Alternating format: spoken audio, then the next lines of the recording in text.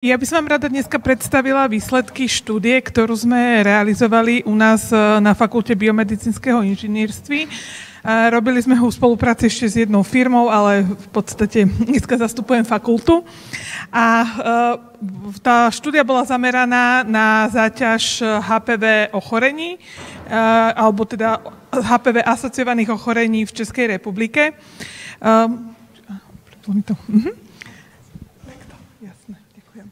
Takže len trošku teórie na úvod. Ľudský papilomavírus patrí medzi DNA vírusy. Doposiaľ bolo identifikovaných viac ako 200 podtypov tohto vírusu. Väčšina z nás sa s takým vírom počas svojho života určite stretne, ale teda väčšinou tá infekcia ani neprebehne alebo prebehne asymptomaticky. Potom však rozlišujeme nejaké také podtypy HPV vírusu, ktoré už majú určité klinické prejavy. Môžu sa deliť na dva také akože podskupiny, sú to jednak nízkorizikové typy HPV vírusu. Tie spôsobujú väčšinou bradavice alebo také tie výrastky na koži, čo poznáme, prípadne nejaké respiračné ochorenia. Ale ďaleko viac sa hovorí o tých vysokorizikových typoch HPV vírusu a to sú tie, ktoré spôsobujú v podstate rôzne bunkové zmeny, prekancerózy a následne rakovinu. Tie sa väčšinou prenášajú, alebo teda výlučne sa prenášajú sexuálnym stykom, preto postihujú v podstate primárne pohlavné orgány, jednak je to teda deložný čípek, vulva, pochva, konečník, penis, ale teda aj oropharyngeálny systém. Táto karcinogenita bola prekázaná u 12 typov. Tá primárna v podstate prevencia, o ktorej sa tu teraz rozprávame, jediná prevencia týchto infekcií je profilaktické očkovanie. V súčasnosti sú na trhu 3 dostupné vakcíny. Taká tá prvá bola bivalentná, potom tam máme nejakú kvadruvalentnú, ale najčastejšie teraz používaná je tá posledná Gardasil 9, ktorá je teda účinná voči 9 týmto genotypom HPV vírusu. No už by som prešla k tomu, čo sme vlastne robili. My sme modelovali, navrhli sme model, dneska sa tu už o modeloch hovorilo, bolo to klasický Markovov multi-state model, ten štádiový, kde sme teda mali nejakým spôsobom sme modelovali, ako sa vyvíjajú tieto HPV infekcie, teda tie karcinogénne u ľudí. Do tohto modelu nám vstupovala kohorta 11 ročných, pretože u nich sa teda predpokladá, že sú v tom stave paníc, čiže nie sú sexuálne aktívni a nemohlo u nich dôjsť k infekcii HPV vírusom. Ten model prebehol v 94 cykloch, modelovalo sa to do 105 rokov života. Vidíte tam tie počty, ktoré vstupovali ako kohorty. Jednak sa to robilo pre mužskú kohortu, zvlášť pre ženskú kohortu.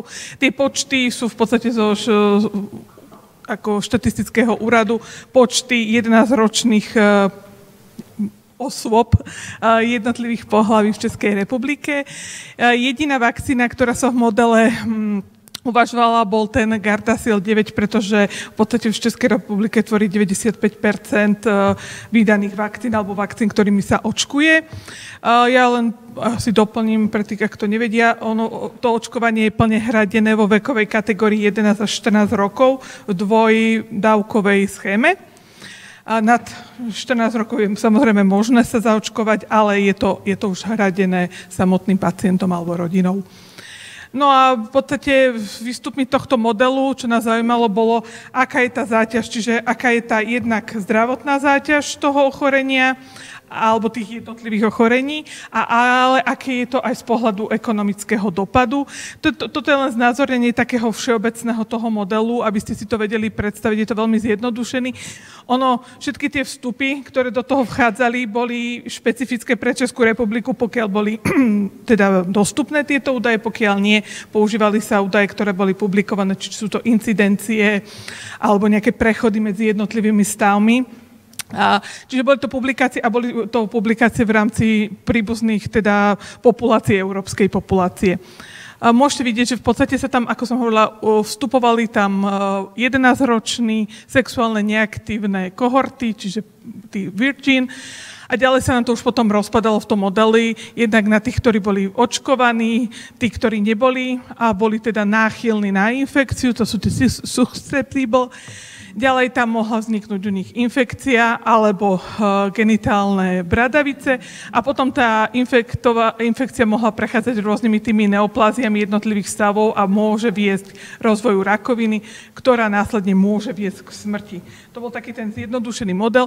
Ono bol vytvorený pre každé jedno ochorenie, pre každý jeden typ rakoviny bol najprv vytvorený zvlášť model, na ktorom sa kalibrovali všetky prechodové stavy a až to bol následne vlastne dané dokopy pre ten komplexný model.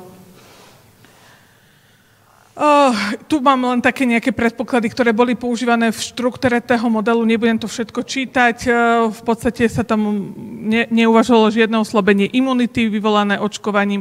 Bola predpokladaná 100% účinnosť voči tým typom HPV vírusu 16 a 18. To sú tie, akože povedzme, že úplne že najhoršie.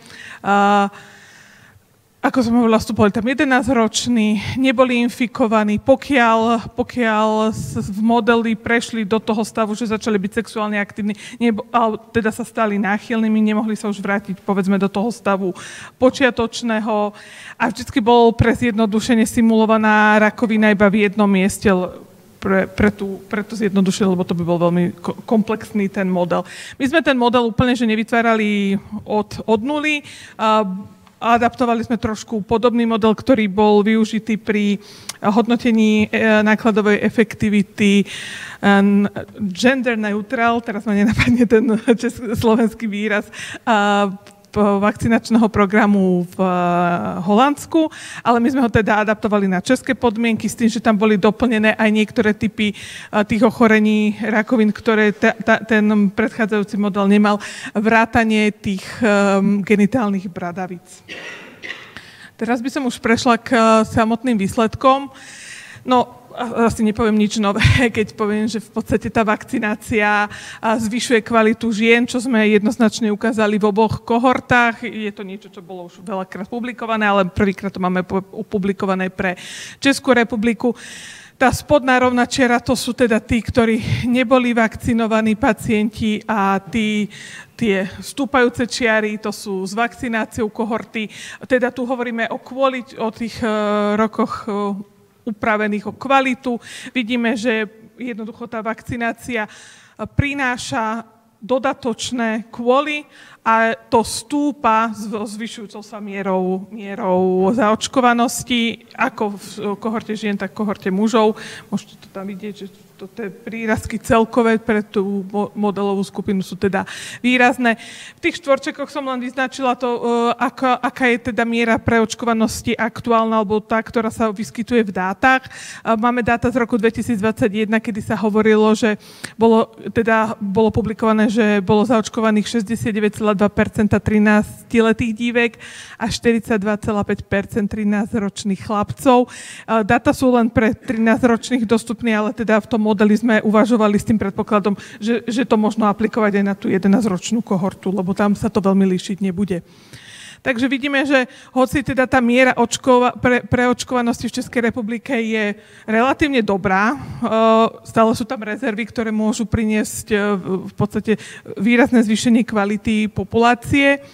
Takisto, ja to len tak prebehnem rýchlo, samozrejme zvyšuje sa kvalita života, znižuje sa počet úmrtí na rakoviny súvisiace alebo vyvolané HPV vírusom.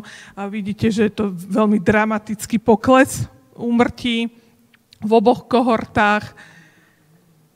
Rovnako sme tam ešte sa zamerali aj na tie roky stratené z dôvodu úmrtia alebo z dôvodu ochorenia. Znova pokles, jasný pokles, myslím, že je to očakávané. No, čo bolo také, čo nás celkovo zaujímalo, aké sú tie náklady, aká je tá záťaž, ekonomická záťaž tých HPV ochorení.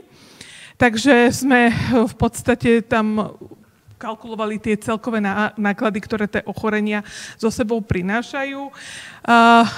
zamerala by som sa na ten prvý stĺpec, čiže to bez nejakej diskontácie tých nákladov, lebo sa vieme, alebo asi nie všetci viete, ale v prípade takýchto ekonomických analýz, pokiaľ tam sú nejaké náklady dlhšie, trvajúce ako 1 rok, musia byť nejakým spôsobom diskontované. Ale v podstate take home message z toho je, čím viac očkujeme, tým znižujeme celkové náklady, ktoré zo sebou tie ochorenia prinášajú. Je to, myslím, akože jasné z toho, že odvracame úmrtia, zvyšujeme kvalitu, odvracame vznik určitých ochorení. Čiže takto vyšlo jednak v tej ženskej kohorte aj v mužskej kohorte. Pri tej mužskej môžete tam vidieť, že v prípade, keď už diskontujeme náklady, tá bežná vo farmakoekonomických hodnoteniach diskontná sadzba sú 3%, v analýzach sensitivity sa používa aj 5%, tak tam v tej mužskej kohorte vidíme, že tie náklady sú mierne vyššie v porovnaní s neočkovanou populáciou, ale je to spôsobené tým, že jednak tých ochorení alebo tých rakovín, ktoré vzniknú u mužov, je podstatne menej ako u žien. A taktiež tam sa nepočíta s nejakou diskontnou cenou tej vakcinácie, takže tým je tam ten náraz trošku spôsobený, ale stále je to veľmi, veľmi nízky náraz oproti tomu, koľko kvôli, keď už budeme sa naozaj baviť o takých tých generických výstupoch, to prináša. A tuto je to potom vyjadrené aj v nejakých nákladoch na pacienta celkové a v podstate sme si tam ten pomer vypočítali aj SRU. Je to jednoznačné, už je to úplne jednoznačné, aj SR je dominantný, čiže v podstate dostávame oveľa viac, ako zaplatíme. V prípade mužov, tam som hovorila, že už pri tých diskontáciách tam akože je nejakej zvýšená cena za to kvôli, oproti tomu, keď nevakcinujeme, ale keď sa pozrieme na tie 3%, tak tam je poplatok 262 korún za jedno kvôli. Takže to je v podstate ako keby, nechcem povedať, že nič, ale hlboko pod takouto ochotou platiť, ktorú máme teda v Českej republike nastavenú na 1,4 milióna za kvôli. Čo bolo tiež veľmi zaujímavé sa pozrieť, boli nepriame náklady, lebo tie často bývajú v týchto ekonomických hodnoteniach trošku opomínané. Nepriame náklady sú všetko to, čo súvisí nepriamo cez nejaké priame náklady, ako je platba za zdravotnú starostlivosť, výkony a tak ďalej. Do nepriamých nákladov môžeme počítať stratu zamestnania, nejaké náklady na extra péči, nejakých opatrovateľov a tak ďalej. Tá metodika je trošku komplikovaná a vzhľadom na komplexnosť toho modelu sme tu sa pozreli na nepriame náklady, ktoré súvisia s tým, že v podstate tí pacienti umrú skôr, ako sa dostanú do dôchodku. Čiže to je to, čo sme tu ráno počuli, na čom štát tratí na tých daniach, pretože v podstate nám odchádzajú produktívni ľudia. A tu sme jednoznačne tiež ukázali, že tá očkovanosť značne znižuje nepriame náklady. To znamená, že máme viac ľudí, ktorí nám prežívajú, máme viac tých produktívnych ľudí, ktorí sú produktívni pre spoločnosť a ktorí sú produktívni pre štát. Keby tie nepriame náklady naozaj počítame ešte aj cez nejaké straty toho pracovnej sily a tak ďalej, tak tie čísla by boli ešte oveľa väčšie. Teda, alebo ten rozdiel by tam bol oveľa väčší. To bol taký ten základný model. A potom sme sa pozreli na ďalšiu vec, o ktorej sa teraz dosť diskutuje v rôznych štátoch a aj v rámci Európy. A to je tzv. Catch-up vakcinácia. A je to teda doočkovávanie pacientov mimo tú odporúčanú skupinu toho veku od 11 do 14 u tých detí, ale ide o preočkovanie pacientov mimo tejto skupiny. Sú na to už rôzne štúdie, v USA sa dokonca hovorí o tom, že by sa to rozšírilo do veku až 45 rokov. A my sme zobrali takú povedzme, že základnú catch-up kohortu. Čiže keby sme doočkovali pacientov v skupine od 15 do 21 rokov, tých, ktorí tam teda ešte nie sú zaočkovaní, a zvažovali sme 3 scenáre, alebo porovnávali 3 scenáre, čiže nedošlo by k tej skupine, ktorá nebola zaočkovaná, k ďalšej dodatočnej vakcinácii, alebo by sme z tejto nezaočkovanej skupiny dodatočne zaočkovali 10, 20 alebo 30 pacientov. Vidíme znova v tom prvom riadku, že podľa očakávaní by sme tam znova videli nárast získaných kôlí, čo je taký ten základný parameter. Dosť dramaticky by sa nám podarilo odvrátiť počet úmrtí na rakovinu, ktorým budeme v najbližších rokoch čeliť, ak sa teda dodatočne nejak nepreočkuje ešte táto skupina. A takisto tie stratené roky, vidíte to v obých skupinách. Čiže tie zdravotné benefity alebo benefity vyjadrené nejakými týmito výstupmi na úrovni zdravia hovoria jednoznačne v prospech tohto programu. Samozrejme, musíme sa na to pozrieť aj z ekonomickej stránky, lebo nemáme úplne neobmedzené tie budžety a musí to dávať zmysel aj po ekonomickej stránke. V prípade kohorty žien to bolo úplne jednoznačné. Znova ICER bol dominantný vo všetkých tých troch scenároch s tou 10, 20 a 30% dodatočnou vakcináciou. V prípade tej 5% diskontnej sadzby, to už sú tie vrchné hranice, kde sa ten ICER môže dostať, to sa používa v analýzach senzitivity. Vidíme, že stále sa bavíme o nejakých pár tisíckach za dodatočné kvôli. V kohorte mužov to bolo tiež ICER dominantný v prípade, keď teda nediskontovali sme tie náklady.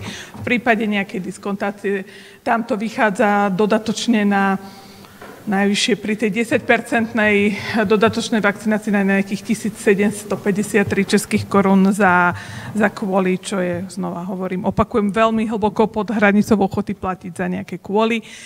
Takže takýto program dáva zmysel aj po ekonomickej stránke určite, čiže my za ne advokujeme, preto to prezentujeme takto odbornej verejnosti, aby sa možno rozputala diskusia aj týmto smerom, že ten catch-up efekt, alebo tá catch-up vakcinácia určite má svoj zmysel a je aj ekonomicky nákladovo výhodná pre nás a dáva zmysel. To je už odo mňa všetko. Ďakujem za pozornosť.